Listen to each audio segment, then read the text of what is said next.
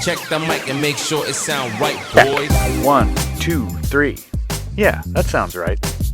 Last time on PTC at Home, we were grabbing true exterior siding off the paint bench, carrying it around the house, slapping it on the wall, and nailing it. In this episode, I'm going to replace the heavy wood front door whose sill isn't deep enough to accommodate the extra thickness I added to the walls. One option would be to build out the door sill, but the easiest answer was to bring in a door sponsor for PTC at Home, so that's what we did.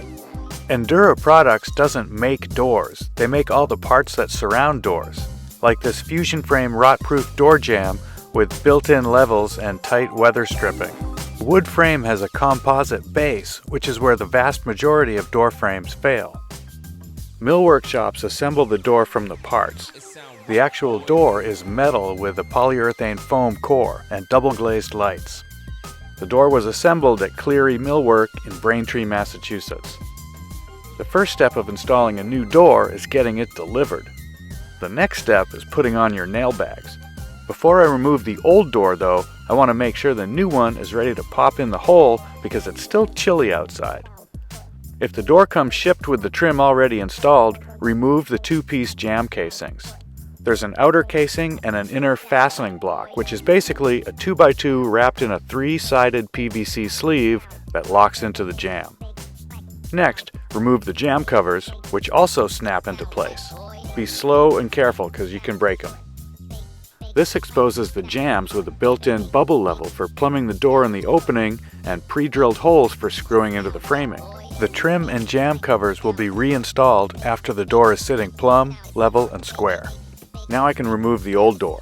I popped out the old hinge pins and carried the door outside. Rather than try to salvage the frame, I just cut through it with a Sawzall and pulled it out in pieces. There was no water damage from previous leaks, probably because the door is so well sheltered, but there's also no subfloor under the sill. So maybe all the water just leaked into my holiday decorations below. I pieced in the missing subfloor with some leftover 3/4 inch 1x6 sheathing, making sure the subfloor provided a level base for the new door. Next, I checked the rough opening to see how far away from perfect it is. Turned out the jamb was about 3/8 of an inch away from perfect, so I fastened a 3/8 inch block to the bottom of the jamb, sealing it to the framing with adhesive caulk and nailing it in place. Now I can screw the top and bottom of the jamb tight to the framing, and I can just shim the center to snugness. After adding in a subfloor patch, I used DuPont's Flex Wrap to form a sill pan flashing. For more extreme exposure, I'd probably use a preformed unit or bend one from coil stock. There are multiple release sheets on the wide Flex Wrap, and I removed the inner one for positioning the flashing. The good thing about working in chilly weather is that the tape doesn't stick aggressively to the substrate immediately, so you have a little wiggle room for repositioning. I remove the outer release layer and stick the flashing to the face of the styrofoam behind the drain vent rain screen. Next, I tool it into place with a plastic squeegee. Now the opening is ready to receive the new door, and I'm going to install that in the next episode.